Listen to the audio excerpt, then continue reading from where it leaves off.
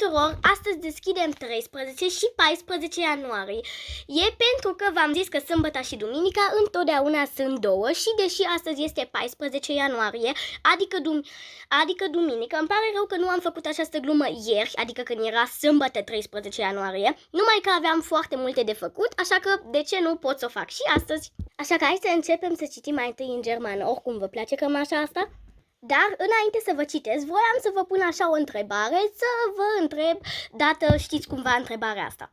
Ei bine, de când am început gluma asta de pe 1 ianuarie până la ziua asta, întotdeauna am pus aici așa 12, de exemplu, ce zi era astăzi, cu așa o liniuță și 366, pentru că sunt în total 366. Și probabil puteți să vă gândiți de ce sunt 366 de zile, chiar dacă de obicei sunt 365 de zile. Ei bine, întrebarea asta vi-o zic aici și scrieți-mi în comentarii dacă știați asta deja.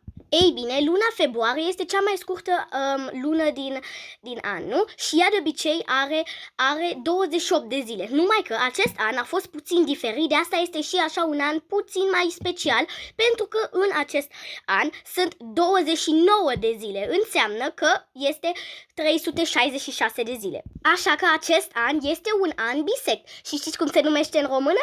Schaltjahr. Așa că voiam doar să răspund la această întrebare, dacă unii dintre voi v-ați gândit la această întrebare. Și acum hai să începem să vă citesc în sfârșit în germană. Schau doch mal, wie schön weiß deine Bluse mit dem neuen Waschmittel geworden ist.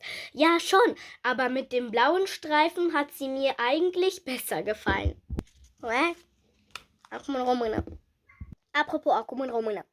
Uite cât de frumos a devenit bluza ta albă cu noul detergent. Da, chiar, dar cea cu dungi albastre mi-a plăcut mai mult. Și abonați vă rog pentru partea 15 pentru că suntem foarte aproape de 60 de abonați. Pa, pa!